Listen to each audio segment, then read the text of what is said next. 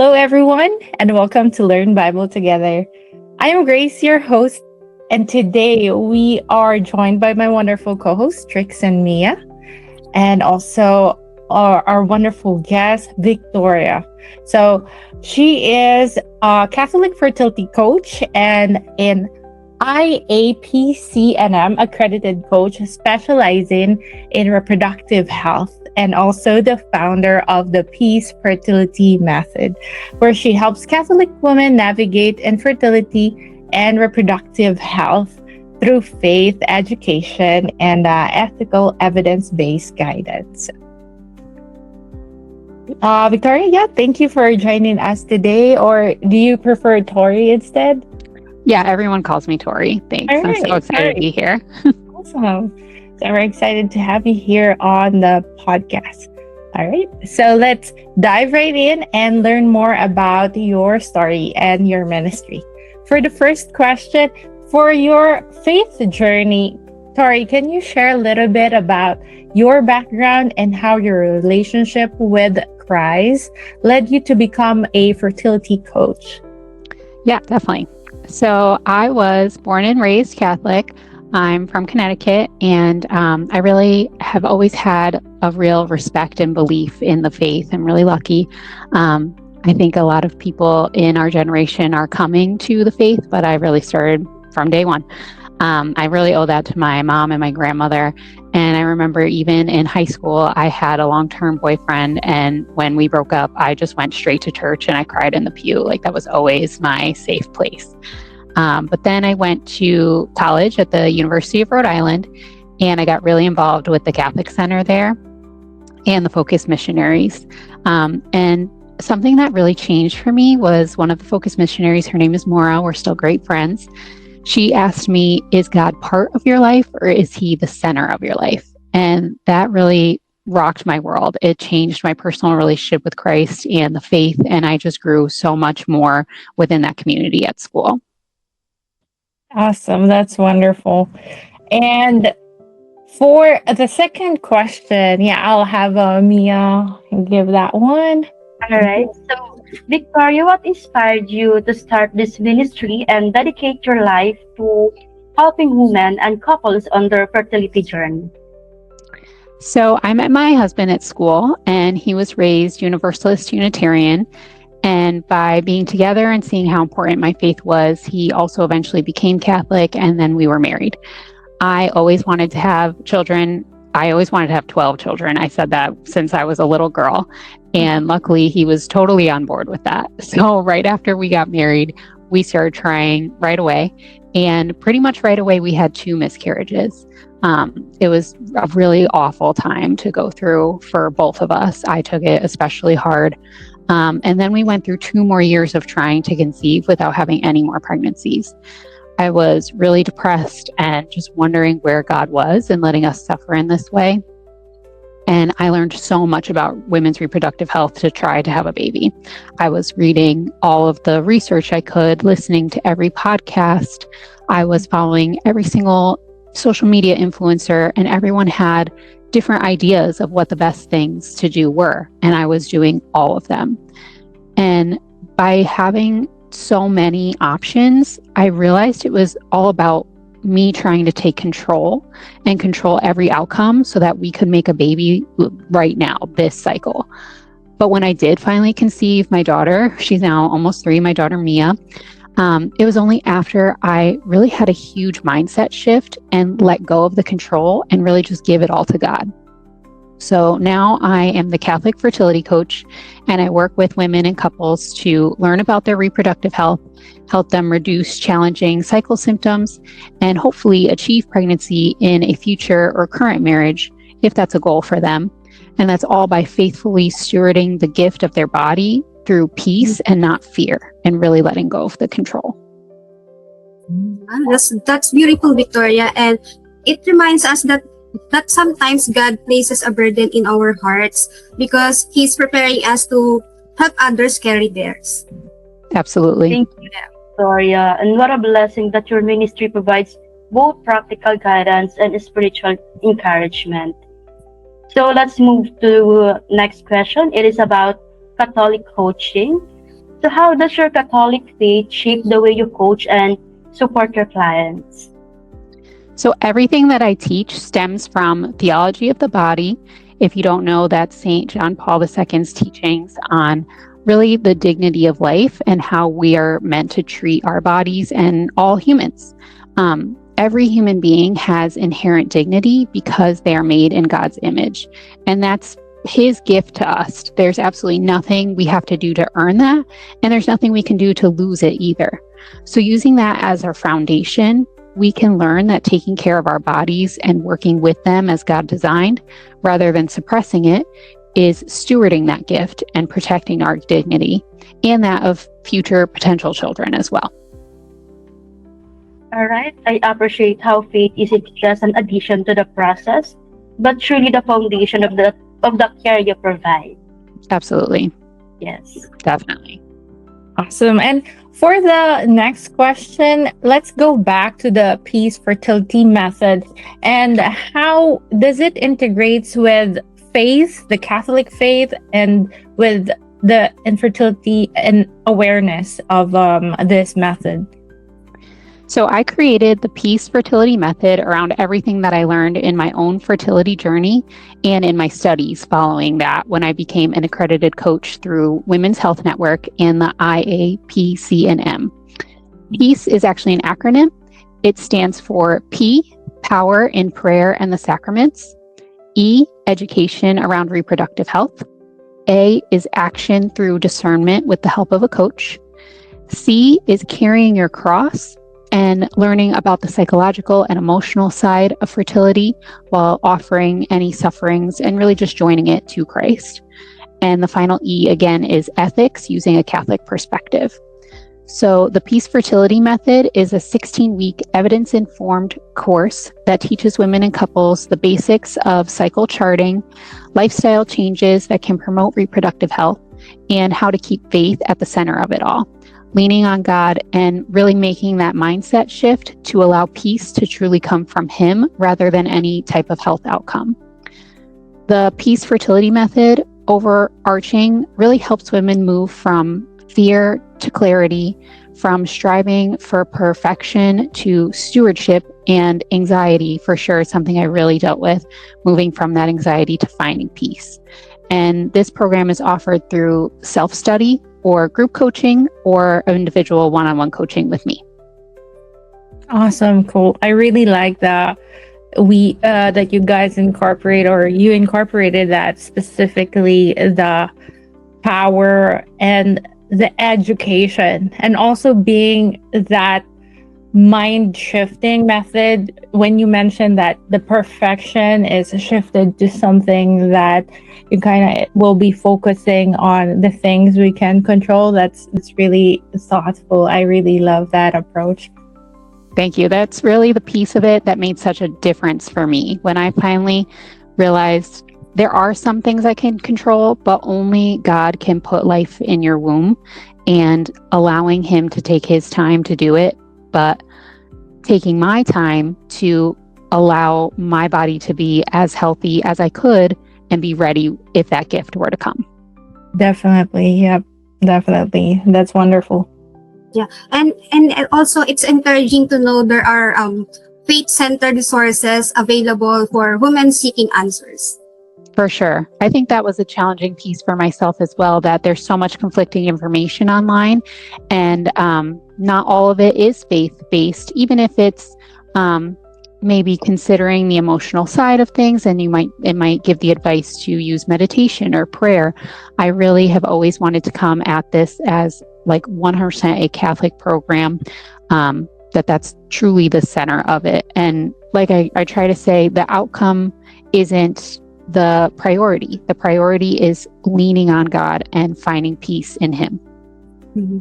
Yeah, I agree. And yeah, let's go to the next question, Victoria. So this is about common struggles. So what are some of the most common struggles or concerns you see among Catholic couples trying to conceive?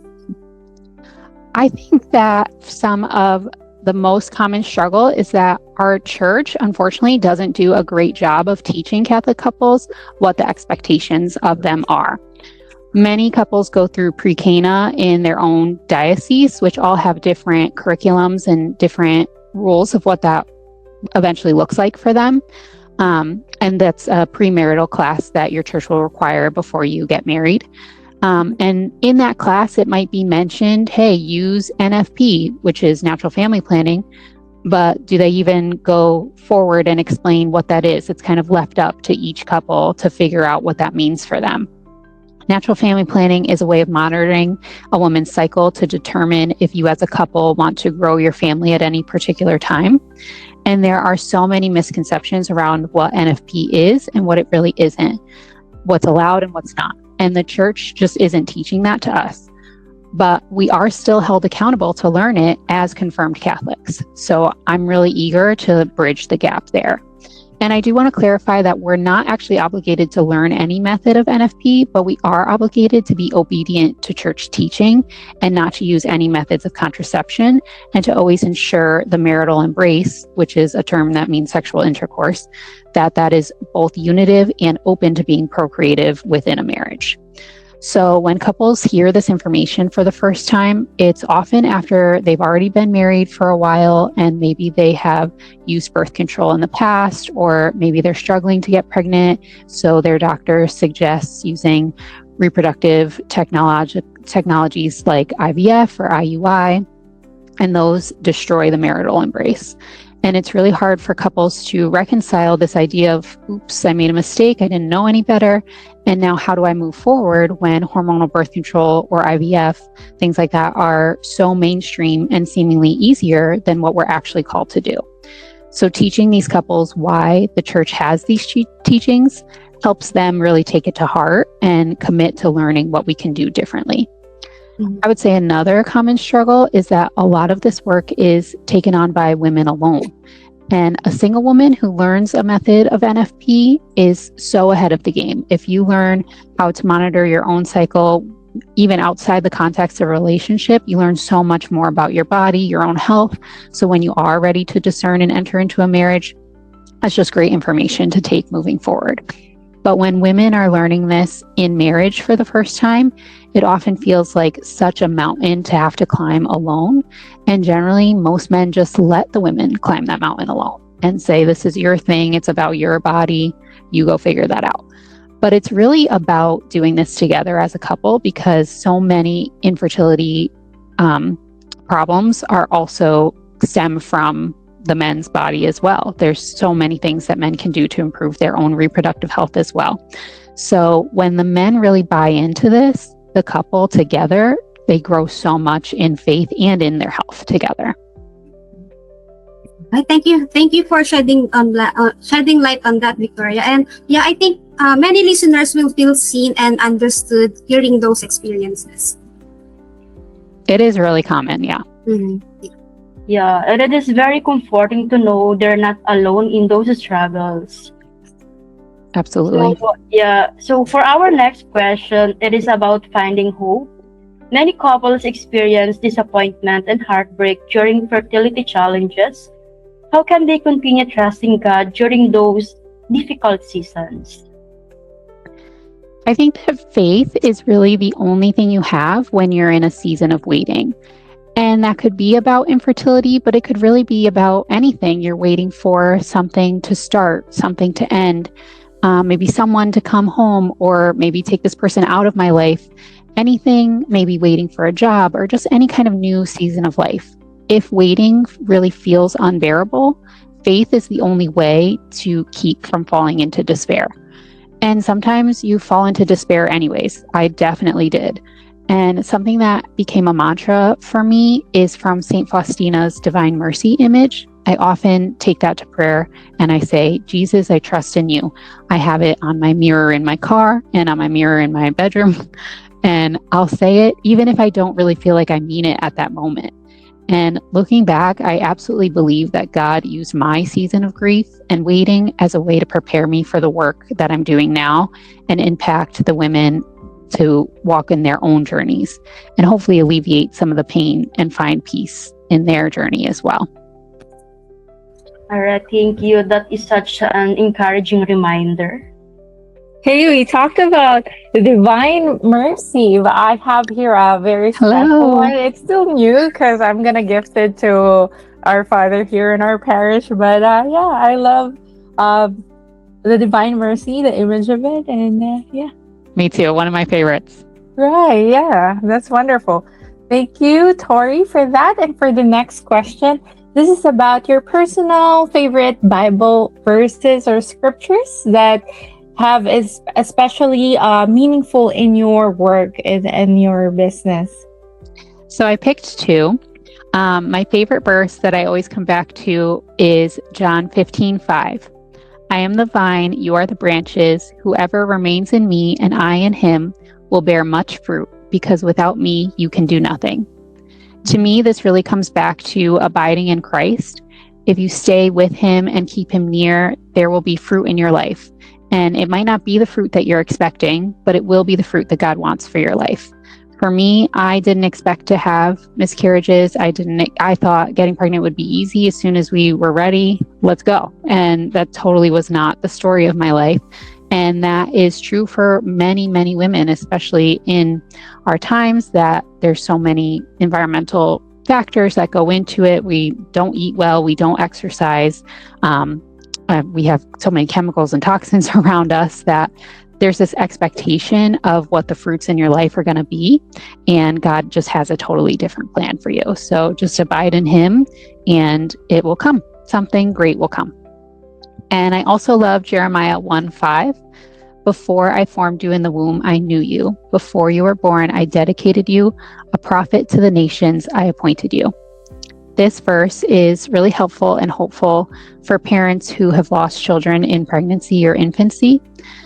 We may not have ever seen that baby with our own eyes, but God knows them intimately because that baby was made in his image. So I always encourage couples who have suffered a miscarriage to name that baby, because all saints have names and we can always ask for their prayers. And it helps make that baby more of a concrete person and less of an abstract what could have been. That was a really big help for me personally in holding space for my own grief. So my babies are Saints Carol and Alba Gaudete, and I wear their names on rings that I wear every single day. That's awesome. That's so great ideas. These are wonderful. Thank you for sharing, Tori. And God's word really becomes an anchor during seasons of uncertainty. Yes, for our next question, that is about the church's role. So how can churches and faith communities better support couples who are struggling with infertility? There really are so many Catholic resources out there for couples facing infertility, and even before they get to infertility. But the church doesn't have a great method of getting that information out to its parishioners. So we really need to encourage our diocese to have central databases and personal contacts with different kinds of organizations. For example, Redbird Ministries, they hold grief conferences for parents who've lost children, or the Pope Paul VI Institute, that is the headquarters of the Creighton Method of Natural Family Planning, and they provide telehealth services all over the world. If you are very interested in the Creighton Method, they use what's called NAPRO technology. It stands for Natural Reproductive Technologies. And the Pope Paul VI Institute is the headquarters for that. So there aren't a lot of NAPRO doctors in all areas. There isn't one in my state. So when I needed one, I had to travel to New York and go to Long Island. It was several hours every time. But you can get telehealth services from their headquarters, which I believe is in Nebraska. And that's just not common knowledge. Like, we really need to help the church figure out a way to get this information out to all of its parishioners. And I'm really working to be one of those resources myself. I've been calling dioceses in my area and beyond to get my name out there and reach more couples to get access to restore or improve their own reproductive health, hopefully before issues ever even get the chance to surface. Mm-hmm. That's an important perspective. And I think these many churches genuinely wants to help, but may not know how. So this guidance is incredibly valuable. So for our next question, it is about misconceptions. what are some common misconceptions people have about Catholic teachings on fertility and reproductive health? I think one big misconception is that the church teaches don't use birth control, don't use IVF, good luck on the rest. But what the church actually teaches is that all human beings have inherent dignity, and things like hormonal birth control or some types of artificial reproductive technology work to destroy that dignity. So the church doesn't at all say good luck, but rather has really specific methods and frameworks of learning how to understand a woman's cycle and to work with God's design of our bodies to decide together as a couple if we are ready to conceive a child right now or not, and then to decide to engage in the marital act together or abstain in that moment. Doing this, it's an exercise of trusting that God loves us, and love means wanting the good for the other. So God always wants what's best for us. We are allowed to discern what is good for us with his counsel. We are allowed to say no to procreation right now, and sometimes we say yes right now. And that answer is allowed to change due to life circumstances. And as long as you do that discernment together as a couple with God, then you're doing it right. All right. Thank you, Victoria, for clarifying that. Yeah, definitely. Education is very important. I love that you have that input that it's a teamwork. It's about working together as a couple. That's wonderful. All right. For the next question, it's about message of hope. So for someone who's listening today who feels maybe discouraged or overwhelmed or hopeless in their infertility journey, what message would you like to leave with them, Tori? The most important thing for someone listening to hear is that you are not alone. Current research shows us that 1 in 5 women will suffer at least one miscarriage, many having multiple. Most people never talk about this, but you probably know more than one woman who's gone through it. And for some reason, it's a secret, or we feel we have to suffer in silence, and there's some shame around it, which makes zero sense at all. Rates of infertility have skyrocketed in the last 30 years. So that means that we know there are environmental factors driving that. So again, that means that we know it can be improved in your own life. If you, the listener, if you feel like you have zero clue where to start, you can reach out to me and I can help you using the PEACE Fertility Method, or I can help you find a more local resource to you. Like, I know so much about this whole field that maybe I'm not going to be the best fit for every person out there, but I truly am passionate about helping you find what that best fit is for you. But really, I want you to know that peace truly comes from trusting in God alone and not in any potential future life and future outcome.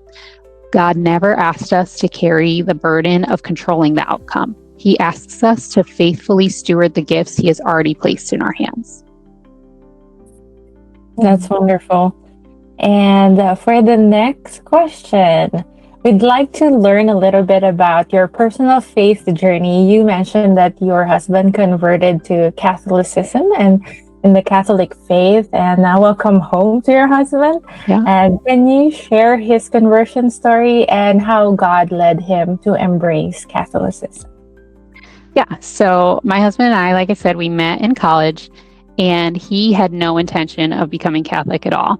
I remember one day he said to me so casually, I can totally see us being married. We'll have kids, we'll vacation, and we'll have a great time. But you'd want them to be Catholic, and that would never happen.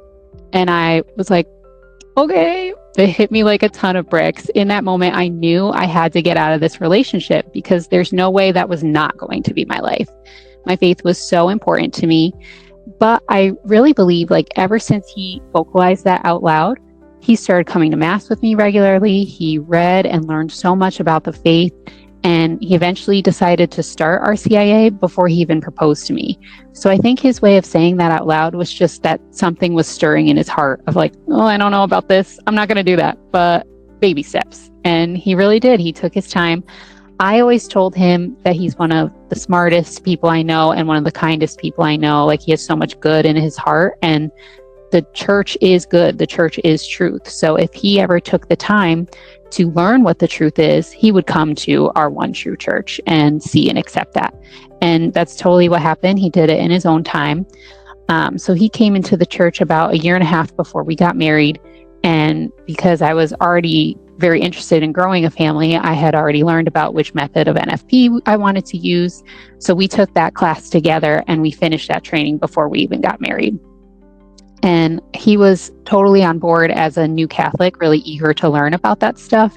I think as a recent convert, it was really helpful to me that when I wanted certain doctors or I rejected certain treatments, he already understood, or at least he took the time to understand when I showed him why. And he was always really supportive of that stuff and even more supportive of our prayer life. We never leaned harder on each other than we did in those first newlywed years. That was also 2020 COVID. So we had a lot of alone time together to like suffer and pray together. We were like thick in Catholicism, I think, in that moment. We never prayed like we had in that season, and it really was beautiful. And he truly continues to like be the rock of our family in all things, but always in a way that brings us back to Christ. Yeah.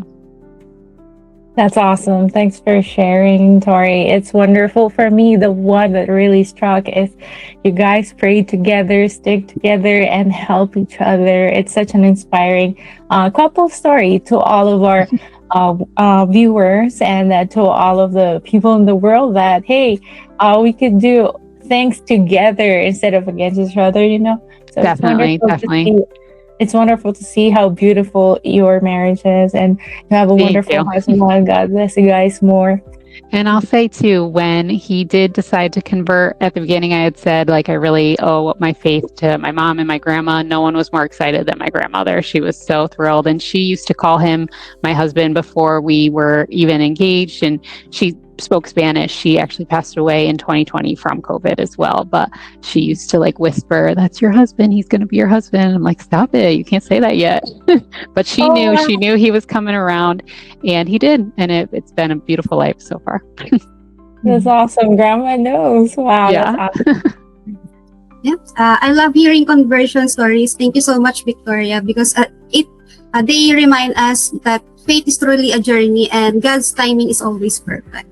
So we have another bonus question. So how did your husband's conversion impact your marriage and your journey of following Catholic teachings, especially regarding fertility and family life? Yeah, so he really dove into all of the learning that I was doing as well. When I was going through our infertility journey, it was ours together. And I was really lucky that I had a husband who was willing to join in so much. And I do think that that was really attributed to him being a recent convert and being so fresh and new in the faith that he just wanted to dive in. I think a lot of men out there aren't very emotionally available, or they'll hear things about women's reproductive health and think it's a little gross or something. But I'm just really lucky that my husband's neither of those things and that he really joined in and learned everything with me. We took on things like cleaning out our kitchen cabinets together. We got rid of all the plastic and switched to glass and stainless steel. We both exercised more, and we did those things together, especially during COVID on the living room floor, watching YouTube videos or whatever, things like that. I'm really grateful that we were able to do that journey together. So even though I did often feel very alone in the journey because I didn't have friends going through it. I didn't know other women who had miscarriages. And grief really does feel very isolating, especially in society when we can't share, I had a miscarriage and these are my children's names, and I think this one's a boy and this one's a girl. Society doesn't want to hear that. They say things like, at least it was early, or at least you didn't know them. And I always say there's nothing that comes good after the sentence "at least" when it comes to grief. Like, I don't want to hear it. Nobody wants that. And people just don't know what to say. but you know when you're going through it. I don't know what the thing I want you to say is, but I know the thing that I don't. And I'm just really grateful that my husband was always on my side, always ready to care for me, help me, not necessarily even pick me up, just be with me and suffer with me. And I think that doing that and always turning it back to prayer and to the Lord together, I don't think I would have done it as well without his support. So while I did feel alone, I never really was. Yeah, that's wonderful to hear. It sounds like your shared faith became even stronger foundation for your marriage. Absolutely. Yeah, I like the highlight there wherein you mentioned that you work together and exercise in the living room during the COVID times. It's a blessing. It's such a wonderful story. I really love you guys' story. And I think many couples listening today can relate to the importance of growing spiritually as a team. So for our next question, what advice would you give to couples who are trying to grow in their faith together while navigating challenges in marriage, fertility, or family planning? I would give the advice that couples should always try to do this journey together. Like I said, it can be very isolating, especially for the woman to feel like my body's a failure, something in me is broken. So for the men to really support their wives and encourage them that you're not broken, you're made in God's image, you are beautiful no matter what happens to us. I would say that couples together could pick some patron saints and pray their novenas together, go to mass together, be engaging in the sacraments together, and just really share all of it. Even if you out loud, share how you're feeling, even if you don't think the other person understands or they don't feel the same, because men and women really do experience these types of things differently. We grieve differently, we share in different ways, or process it in different ways. But really just vocalizing and making sure the other person in your relationship is hearing you, because it really helps you to remember that you're on the same team working for the same thing. Thank you for the advice and encouragement. So those are such a practical and faith-filled insights. Yeah, and I think many of our listeners will find hope and comfort in your words. I hope so. Thank you. Yeah, thank you so much, Tori, for sharing your story, your ministry, and your faith. It is such a blessing to a lot of our listeners today or our viewers today. We love that you are able to be with us. It's such a blessing. Thank you so much. Thank you for having me. Yeah, absolutely.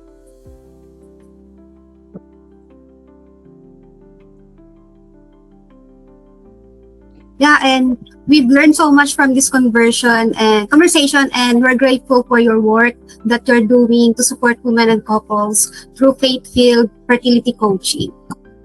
So if today's conversation encouraged you, please share this episode with someone who may need to hear it. You never know how God might use a simple conversation to bring hope to someone's life. All right. Thank you all for joining us for another episode of Learn Bible Together. Remember, no matter what season you're in, God sees you, God loves you, and He walks beside you every single day. And until next time, keep growing in faith, stay rooted in God's Word. And yeah, thank you, Victoria or Tori. And let's continue Let's continue learning the Bible together. Thank you again, Tori. Thank you so much. It was a great time.